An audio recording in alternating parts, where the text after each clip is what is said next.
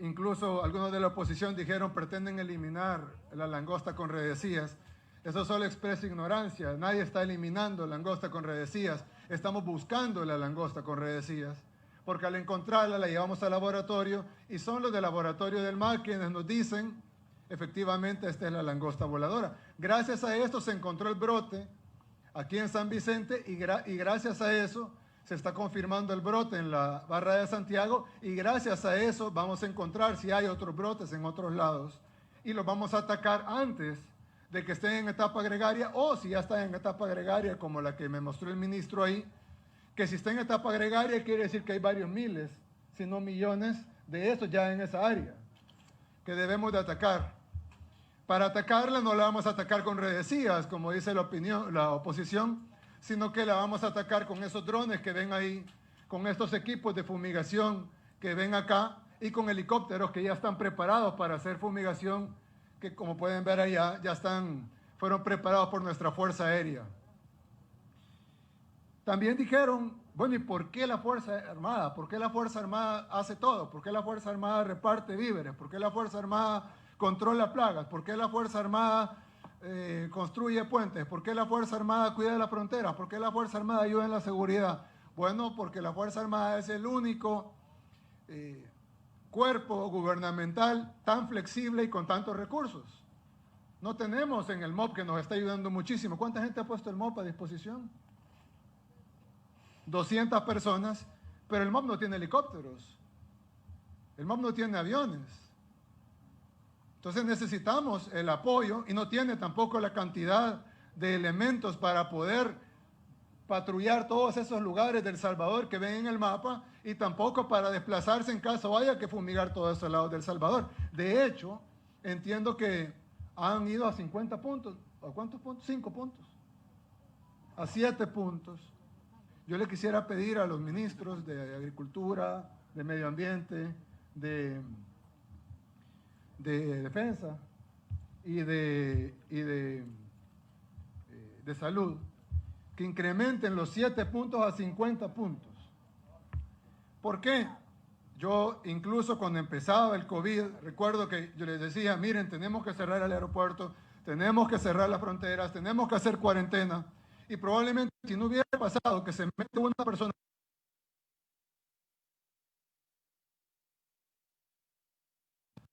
lastimosamente no vemos el mar hasta que lo tenemos enfrente. Yo no quiero ver una manga de langostas pasando por encima de El Salvador. Así que yo necesito que no estemos como que, sí, ya fuimos, ya investigamos, ya encontramos esta, que está en el bote, y ya vamos a fumigar ese pedacito. No, nos vamos a poner paranoicos y vamos a ir a toda la frontera. Yo vi los puntos, entiendo que son los puntos de suelo arenoso, arcilloso, donde hay las suficientes condiciones para que se generen, pero también sabemos, como me mostró el ministro de Defensa, que hay brotes en Honduras, hay brotes confirmados en Guatemala y hay posibles brotes en la parte del Golfo Fonseca de Nicaragua, que es la fronteriza marítimamente con nosotros. Por lo tanto, si hay una amenaza tan latente, antes de que venga una manga entrando por Guatemala, tenemos que inspeccionar todas nuestras fronteras, estar en comunicación constante con los gobiernos de Guatemala, Honduras y, si es posible, de Nicaragua. Si necesitan asistencia, dársela o ofrecerla. Porque si el brote sale de una zona cercana a la frontera y avanzan 150 kilómetros por día, o pueden avanzar 150 kilómetros por día, pues en un día van a estar aquí. Entonces, preparemos todo el equipo. Si ni Dios lo quiera entrar una manga, por lo poco que yo sé, pues obviamente nuestros técnicos saben mucho más que yo y por eso los técnicos del MAC son los jefes de toda esta operación y así debe de ser. Son la punta de la pirámide, digamos. Pero si nosotros no nos ponemos más agresivos en buscarlo y si aunque controlemos el 100% de la plaga en nuestro territorio, se vinieran, y Dios lo quiera, una manga de langostas de Guatemala, de Honduras, tenemos que estar listos para eliminarla en el primer día. Y esto solo se va a poder hacer con los helicópteros y con los aviones, nada más. Incluso estos drones que están muy buenos para hacer las fumigaciones en las áreas donde se han encontrado los brotes, probablemente no son suficientes para atacar 80 millones de langostas o 1.000 millones de langostas. Pero los helicópteros y los aviones sí. Entonces necesitamos preparar más equipo. Tenemos que tener listo. Sabemos que las langostas no avanzan en la noche, sino que se asientan para descansar en primer lugar y también porque por el frío, por la temperatura, no vuelan de día en el calor. Entonces, tenemos que tener listos esos helicópteros por si entra, y los aviones por si entra una manga de Guatemala o de Honduras o de Nicaragua. Pues van a entrar una tarde, porque esa misma noche tenemos que tener todos los helicópteros y todos los aviones rociando y acabando esa misma noche la plaga. El día siguiente no se levanta una langosta. Y tenemos que tener los recursos listos. País precavido vale por 2. No dice el dicho así, pero así dice de ahora en adelante. Hay que atacar lo que encontremos, hay que buscar 10 veces más de lo que estamos buscando y hay que prepararse para una posible entrada de una manga. Si no entra ninguna manga y nos preparamos por gusto, gracias a Dios. Pero si entra una manga y no nos preparamos, ahí nos vamos a estar lamentando. No vamos a tener tiempo de prepararnos y mientras tanto se van a estar acabando los cultivos. También quiero que preparen una partida presupuestaria por si acaso tenemos que resarcir a agricultores, tanto por el ataque de la langosta como por nuestra respuesta. Si nuestra respuesta a una manga de miles de millones de langostas o de cientos de millones de langostas es muy agresiva, es probable que dañemos cultivos nosotros mismos. Pero valdrá la pena dañar el 1% de los cultivos para salvar el 99%. Pero no es justo para el campesino dueño de ese 1% del cultivo que dañamos. Y tenemos que resarcirle económicamente el cultivo que vamos a dañar para salvar el 99% de las cosechas de nuestro país.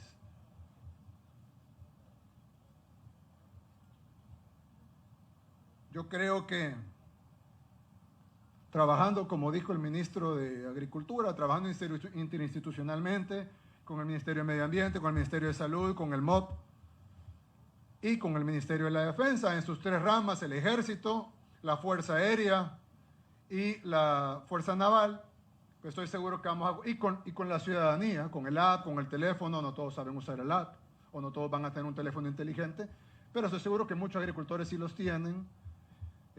Incluso podemos repartir algunos teléfonos inteligentes en las zonas que estamos buscando, a los voluntarios también que tenemos, para que tomen la fotografía y poder actuar más rápido o adelantarnos un poco al dictamen del laboratorio. Hay que trabajar con las comunidades, con los agricultores, que al final son nuestros ojos en todo el país. Estoy seguro que vamos a detener esta plaga. Ya nuestro país está golpeado económicamente por la pandemia y pues no podemos ahora venir a ser golpeados por una plaga. Por cierto, supe también que hay una plaga de ratas en el país. No sé quién le compete eso, pero juntos, salud a todos ustedes, son los mismos. Bueno, por favor, eliminen esa plaga de ratas. Es increíble cómo están pasando cosas en el mundo. Cuando yo veo plagas de langostas sobre Italia, por ejemplo. ¿Cuándo fue la última vez que vimos plagas en Italia de langostas? O en Argentina, o en Guatemala. Bueno, en El Salvador la última vez fue hace 70 años, y ahora si no estuviéramos actuando, posiblemente tuviéramos una en unos cuantos meses. Bien. Fuera de eso, quiero anunciar que no solo venimos a destruir la plaga y a evitar que venga una plaga a nuestros cultivos y que dañe a nuestros productores, a nuestros agricultores, a nuestros campesinos, a nuestras cosechas, nuestra economía, nuestra sostenibilidad alimentaria, que de por sí está deficitaria, sino que también le he pedido al ministro de Agricultura que este año dupliquemos, es decir, hagamos otra entrega de semilla mejorada, de abono y sulfato para garantizar los cultivos de este y del otro año. Así que vamos a entregar este y el otro año el doble de semilla mejorada, el doble de sulfato y el doble de abono para garantizar el incremento de la producción agropecuaria. Con eso vamos a garantizar decenas de miles de empleos en el agro, con eso vamos a garantizar tener alimentos a precio justo en caso que haya, y con eso vamos a ayudar a nuestros agricultores que han tenido muy poco apoyo en los años anteriores de los gobiernos pasados.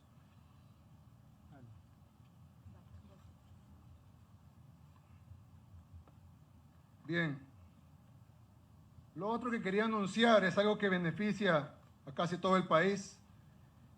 A partir de este mes, desde el próximo recibo de luz, vamos a aplicar por 3 meses una disminución del 30% del recibo de energía eléctrica.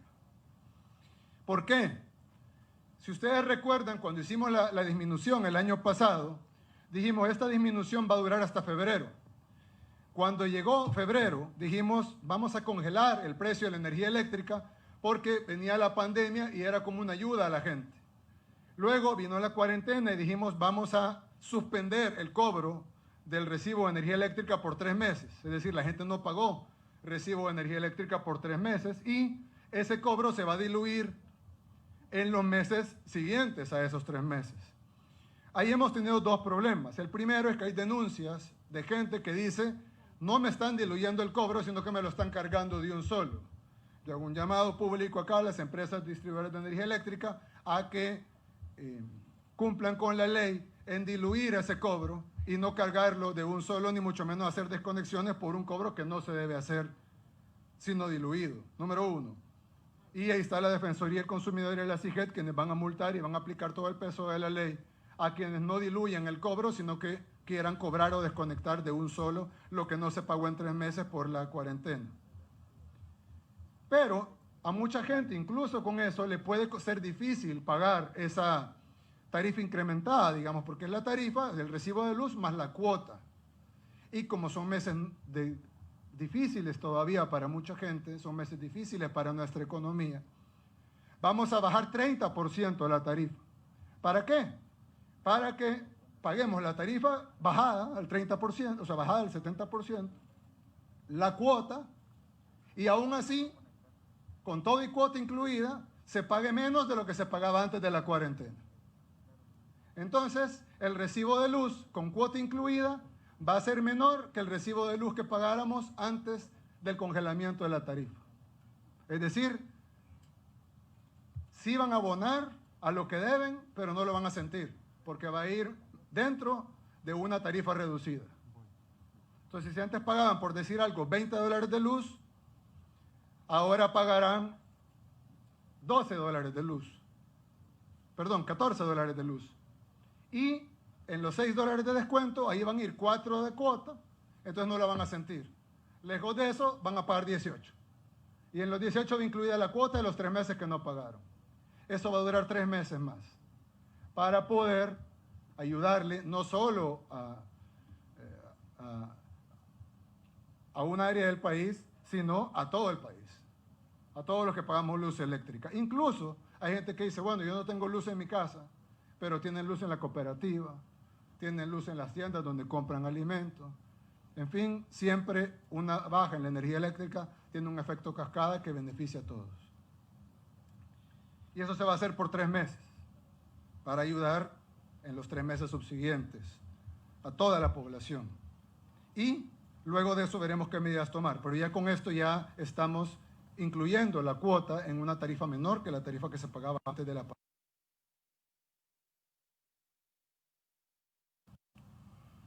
Lo otro es que es un logro que probablemente no se sienta en el bolsillo, pero sí que a mucha gente le importa, sobre todo a los ecologistas y bueno, a todos los que respiramos aire nos debería importar.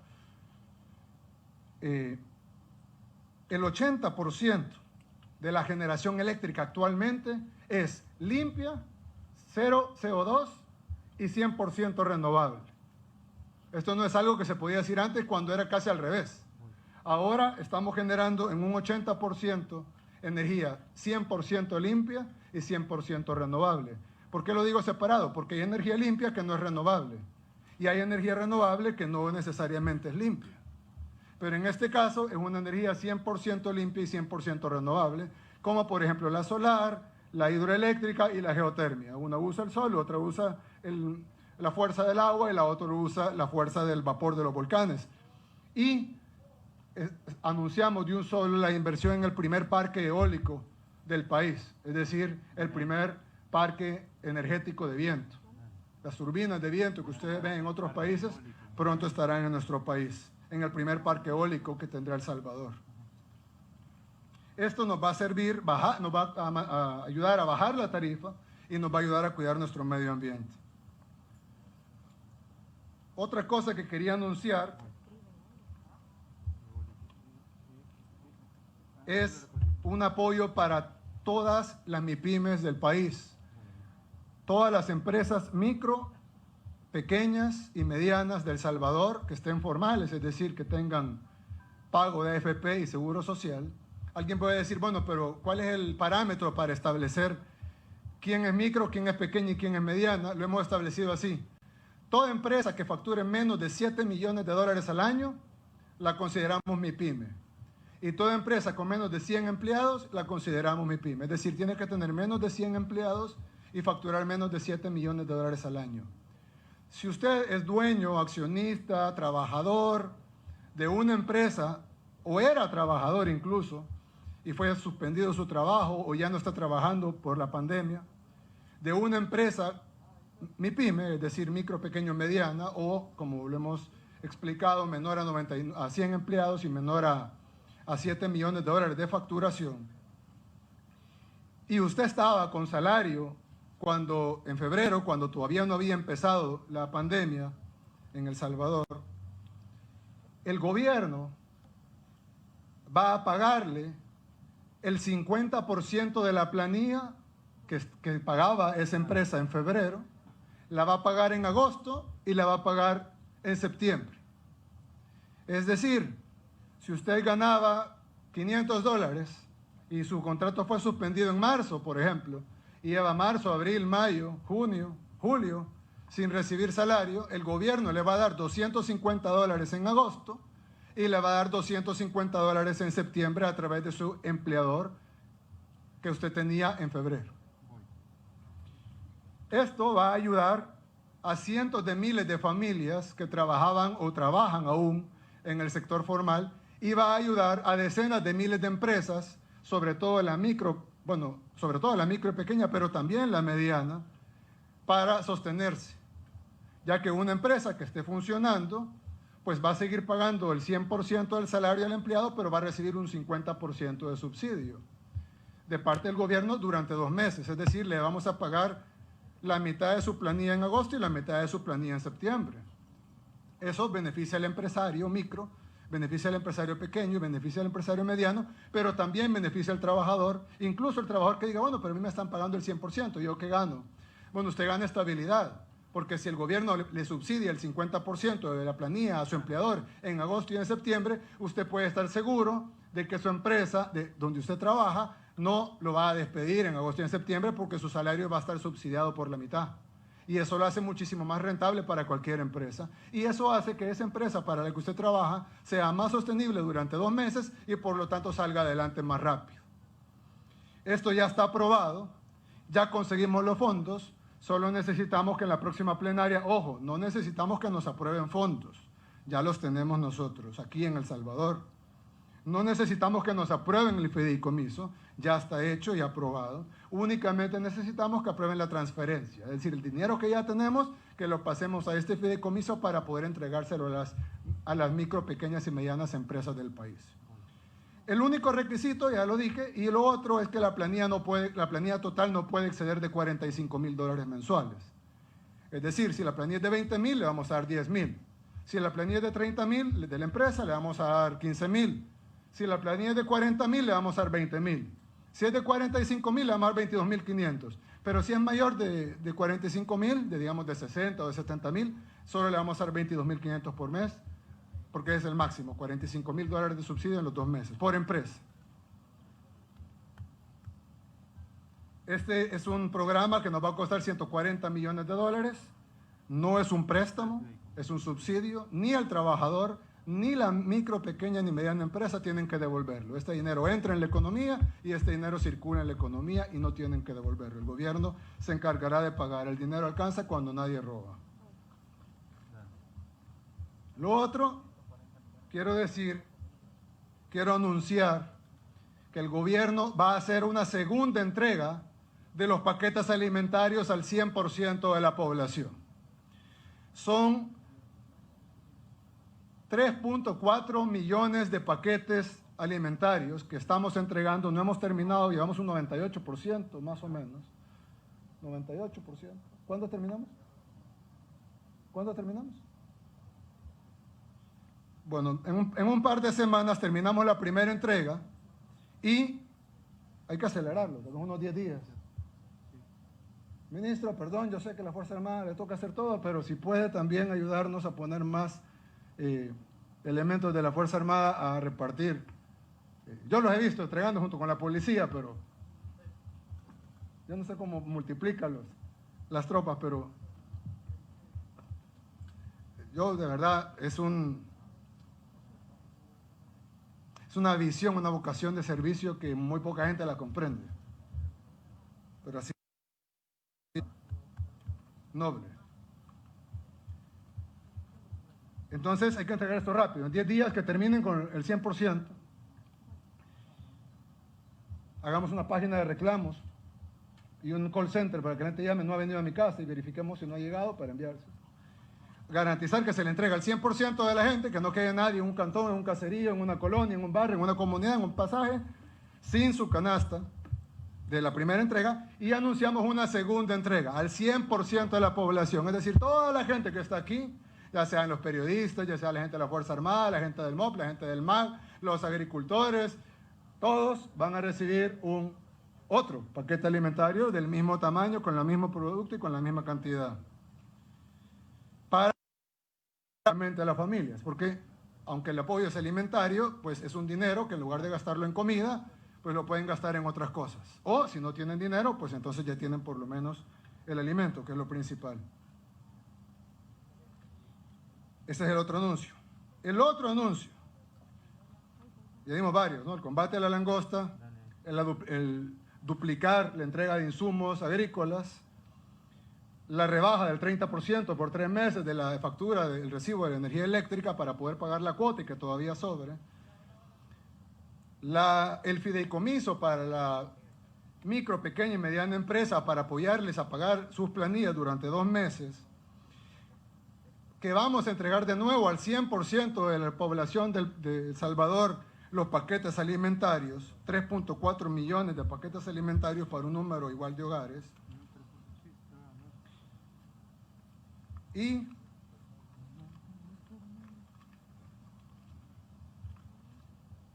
decir que muchos le han apostado a que El Salvador no va a salir adelante. Muchos han dicho, no, El Salvador está golpeado. Yo les quiero decir 2 cosas. La primera es que El Salvador no está más golpeado que los demás países del mundo. Hemos sido golpeados y seguimos siendo golpeados por una pandemia. Pero si vemos nuestros vecinos, si vemos otros países del mundo, han sido golpeados peor que nosotros. Y si bien nos han quitado herramientas, tenemos aún herramientas. Y vamos a luchar con esas pocas herramientas que nos han quedado, pero vamos a luchar el doble para mitigar los efectos de la pandemia, tanto los sanitarios, que son la salud, para mí lo principal, como los económicos. Por eso, si se fijan hoy, de los puntos que hablamos, han sido prácticamente económicos, tanto económicos macro como económico micro, como el subsidio a los trabajadores, los paquetes alimentarios, la rebaja de la factura de energía eléctrica, que eso va directamente a beneficiar a las familias salvadoreñas, pero está directamente ligado con la economía. Así que a los detractores, a los opositores, a los que le apuestan porque nuestro país falle, yo les quiero decir, nuestro país no va a fallar. Este país está de la mano de Dios y va a salir adelante. Muchas gracias y que Dios les bendiga a todos. El poder de la noticia. Nuevos contenidos visuales. Ahora con nuevas formas. Más precisas. Más actuales. La veracidad y profundidad de siempre en un nuevo diseño. La prensa gráfica. A la solicitud que hizo el gobierno el 21 pasado a la Asamblea Legislativa sobre un régimen de excepción y una posibilidad de una cuarentena estricta que ustedes pedían como primera medida para contener el avance de la pandemia del COVID-19. Hasta el momento no hay una legislación sobre el tema y en el país no hay ley de emergencia. ¿Cuál es la posición que tiene usted como jefe de Estado ante esta situación? La segunda, el Hospital El Salvador, ya hay una primera fase. ¿A qué porcentaje está funcionando esa primera fase y cuándo se va a habilitar la segunda fase? Y tercero, presidente, en las últimas semanas han habido fallecimientos de personal de salud. La pregunta es, ¿se les va a brindar un seguro a todo ese personal? Y si ya tienen definido el mecanismo para que se brinde ese seguro médico al personal. Y la cuarta es, ¿habrá segunda fase de reactivación, presidente? Gracias. Bien, 3 preguntas muy importantes y puntuales. Número 1, nosotros hemos estado pidiendo este régimen de excepción desde abril. Y lastimosamente hemos estado peleando abril, mayo, junio, julio ahora. Se nos han ido quitando, ustedes lo han visto, creo que todos están conocedores de cómo se nos han ido quitando las herramientas. Y ustedes pueden ver la curva, cómo la llevábamos de controlada y a medida nos fueron quitando las herramientas, cómo esa curva se empezó a levantar hasta que la Sala de lo Constitucional en contubernio con la Asamblea Legislativa nos quitaron todas las herramientas y se fue para arriba la curva y se ha vuelto prácticamente incontrolable. Y lo que dijimos que iba a pasar, pasó. Ahora ya no hay a quien echarle la culpa. Las personas que pusieron la demanda para quitarnos las atribuciones de poder tener controlado el virus, ahora que conocen de personas que han perdido la vida, personas cercanas, personas lejanas pero conocidas para ellos, personas de sus propios partidos, personas familiares incluso, ahora ya no hay a quien echarle la culpa. Cuando les dijimos que iba a pasar. Y ahí están todos los videos. Cadena tras cadena, conferencia tras conferencia, advertencia tras advertencia de que eso iba a pasar. Y terminó pasando. Y el gobierno ha luchado decreto tras decreto en la Asamblea, luego Ejecutivo. Luego cuando nos declaró inconstitucional todo lo hicimos con base en el Código de Salud. Y incluso así lo declararon inconstitucional. Es decir, sin declarar inconstitucional el Código de Salud, declararon inconstitucional de facto el Código de Salud. Por Dios. Entonces les mandamos una carta. La publiqué en redes sociales, la envié a la Asamblea Legislativa, se la envié a la Sala de lo Constitucional, donde les pedía por favor. Dicen que yo soy un dictador, dicen. Si fuera un dictador ya los hubiera mandado a sacar de donde están. No soy dictador. Si fuera dictador no pudieran quitarme todos los poderes que teníamos para poder detener la pandemia, como lo han ido quitando uno por uno, en total impunidad, asesinando, como le dije yo una vez, asesinando al pueblo salvadoreño. Es más, cuando yo dije, la Sala de lo Constitucional nos ha dado la orden prácticamente de asesinar al pueblo salvadoreño, mucha gente se burló, lo atacaron. ¿Y qué es lo que ha pasado? ¿Qué ha pasado con esos centenares de salvadoreños que han muerto? Ojo, sin tomar en cuenta el subregistro. Porque todos sabemos que los números que nosotros reportamos, como todo país del mundo, no porque El Salvador así lo haga, o porque todo país del mundo reporta lo que logra reportar. Es decir, hace las pruebas PCR, hacemos un promedio de 2000 y pico al día, y los positivos que tenemos de esas. Y eso no lo hace El Salvador, eso lo hace México, lo hace Guatemala, lo hace Honduras, lo hace Costa Rica, lo hace Panamá, lo hace Colombia. Todos los países reportan de acuerdo a las pruebas que logran hacer. Pero todos sabemos por lógica que a un número mayor de pruebas, un número mayor de casos. Es decir, que si en lugar de hacer 2000 y pico pruebas, hiciéramos 20.000 pruebas diarias, que no tenemos la capacidad, pues los casos se incrementarían. Tal vez no 10 veces más, pero se incrementarían. Entonces, por lógica, por sentido común, todos los países del mundo, no El Salvador, todos los países del mundo, lo repito para que después no digan El Salvador, no, todos los países del mundo tienen un subregistro de contagios y tienen un subregistro de fallecidos por COVID. Es decir, hay más salvadoreños fallecidos por COVID que lo que tienen las cifras oficiales. ¿Por qué? Porque no a todo el mundo se le hace la prueba de COVID. Hay gente que ha muerto en la casa, hay gente que ha muerto camino al hospital. Y como no se hace autopsia, lo más que se le puede poner es sospechoso de COVID, pero no se le puede poner confirmado de COVID, porque pudiera ser influenza, pudiera ser salmonelosis, pudiera ser una neumonía, pudiera ser un paro respiratorio por alguna otra cosa, pudiera ser un paro cardíaco. Bueno, han habido casos donde hemos pensado que es COVID, se le han hecho exámenes y resulta que es dengue. Entonces, no podemos tampoco decir todos los sospechosos son COVID. Pero sí podemos asegurar, sin saber el número exacto, que el número de contagiados y el número de fallecidos es mayor al oficial en todo el mundo. Es decir, que incluso cuando dicen el mundo llega a los 14 millones de contagiados, no, el mundo llega a los 14 millones de detectados. Evidentemente el número de contagiados, sin poder saber cuál es, tiene que ser mucho mayor a 14 millones. Y cuando dicen el mundo llega a medio millón de muertos, no, llega al medio millón de muertos detectados con prueba positiva COVID confirmada, pero el número de muertos es mucho mayor a medio millón. Me atrevería a decir que andaría en los millones, sin poder dar un número, porque tampoco podemos decir que todos los muertos con sospecha de COVID son COVID, pero sí podemos decir que no solo los confirmados han muerto de COVID. Pues ahora ya no hay a quién echarle la culpa. Cuando nosotros lo dijimos, lo advertimos y pasó. Pero ya luego de esa carta, les pedíamos por favor, les suplicamos prácticamente que nos devolvieran los poderes y las herramientas para poder combatir la pandemia. No nos la dieron. Unos contestaron casi burlándose de la carta y los otros dijeron que la carta era improcedente. Ni siquiera la ingresaron a la agenda en la Asamblea Legislativa.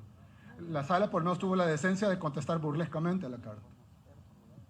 Digo decencia pues por comparación, pero es sarcasmo. Y entonces pedimos un régimen de excepción. Como no nos dieron el régimen de excepción, pedimos una cuarentena. Como dijeron que no nos podían dar la cuarentena porque para darnos cuarentena necesitábamos un régimen de excepción. Entonces pedimos un régimen de excepción y llevamos casi un mes pidiendo el régimen de excepción. Bueno, un mes después de terminada la cuarentena. Ya venimos pidiendo desde abril. Yo creo que ya, es decir, ojalá lo aprueben, pero ya perdí la fe de que lo van a aprobar.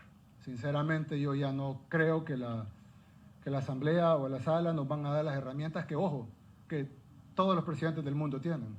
Ustedes ven cuando en Panamá, en Costa Rica, en Guatemala sale el presidente y dice, o sale, a veces no sale el presidente, el ministro de Salud sale y dice, se prohíbe la salida de los carros, placas tal y tal, los días tal, se prohíbe la salida después de tal hora, se pone toque de queda a tal hora, se prohíbe la ida a tal lugar, se prohíbe el movimiento de tal lugar a tal lugar, esta se marca como zona tal, se cierra el área metropolitana, y lo hacen los ministros de Salud.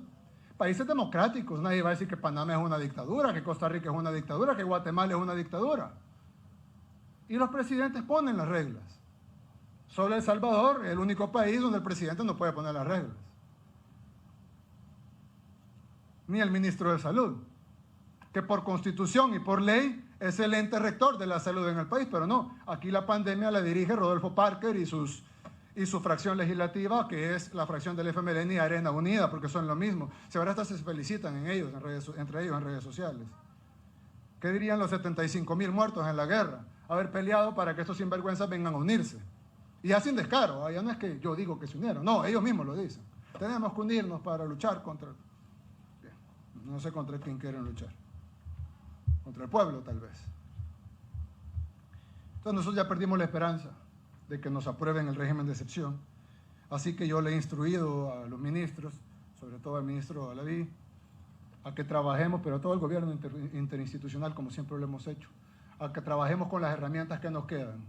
¿Y qué es lo que nos queda? Bueno, nos queda trabajar para que el golpe económico no sea tan fuerte, trabajar para concientizar a la población sobre el uso de cubrebocas. Aquí yo me lo pongo, pero como me lo quité, pero como pueden ver no hay nadie cerca. En el momento que me mueva me lo voy a volver a poner. Lo mejor es usarlo todo el tiempo, y si no dan conferencias de prensa, mejor. Pues. En concientizar a la población en las medidas de protección que pueda tener y en ampliar la capacidad hospitalaria. Y eso va a tu segunda pregunta, que fue la del Hospital El Salvador. La fase 1 está casi llena.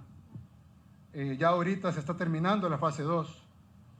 El Hospital El Salvador ha servido, si bien nuestro sistema está prácticamente colapsado.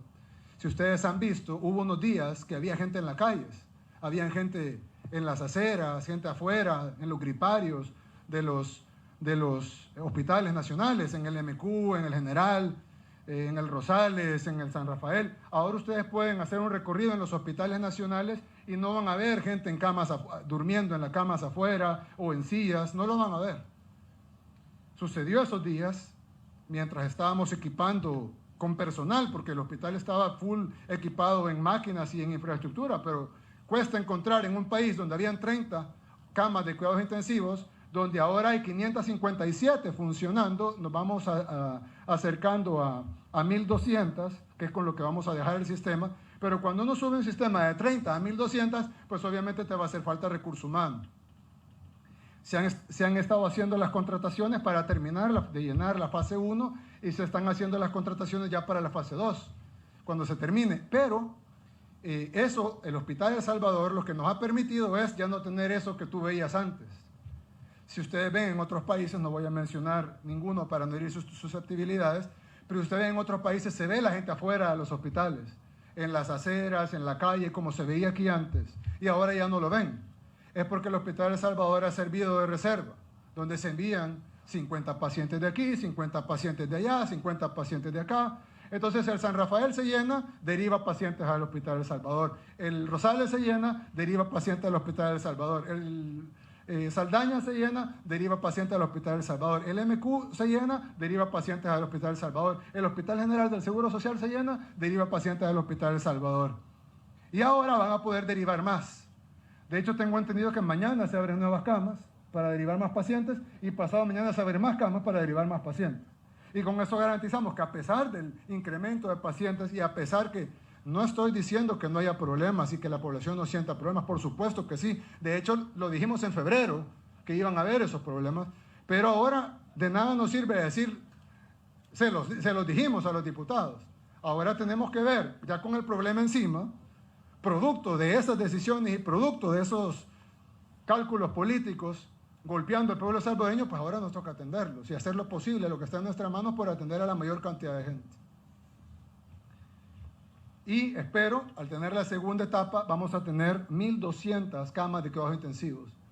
Vamos a pasar de 30 funcionales, 80 nominales. Ellos dicen que es mentira, que tenían 130. Pongámosle el número mentiroso que ellos dijeron de 130. Es ínfimamente menor a los 1.200 que vamos a dejar en unas pocas semanas. Funcionando. Yo creo que con esas camas nos va a permitir aguantar un poco más, pero obviamente necesitamos que la gente se cuide para no contraer la enfermedad o para que si la contrae y se agrava y necesita el cuidado hospitalario, ya esté más vacío el hospital porque se ha dado más altas. Por ejemplo, hoy se dieron solo en el hospital de Jiquilisco, ¿fue? Jiquilisco. ¿Cuántas fueron? 58 altas solo el hospital temporal de Jiquilisco.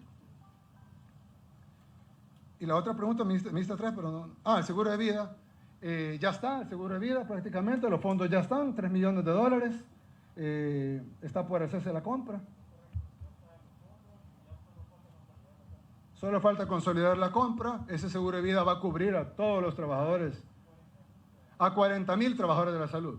No solo el personal de primera línea, sino a prácticamente todo el personal de salud, en el entendido que todo el personal se está volviendo de primera línea. Porque si bien alguien puede que no atienda directamente COVID, pero se puede contagiar de un compañero o compañera que sí atiende directamente COVID, o por los pasillos de los hospitales, en el transporte, en su propia casa, etc. Y los insumos de protección, se ha comprado muchísimo insumo de protección, se va a hacer una compra más grande. Llevamos en la próxima, ya el dinero ya está, pero necesitamos que la Asamblea apruebe la transferencia para que el MinSal compre más insumos de protección, porque se acaba muy rápido. Y si ustedes vieron, en Nueva York, en España, en todas partes del mundo, los médicos se quejaban de que se acababan los insumos muy rápido, y es por la naturaleza del insumo.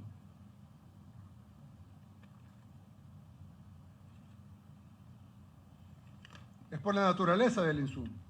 Así que vamos a hacer más compras para llevarle a nuestros médicos.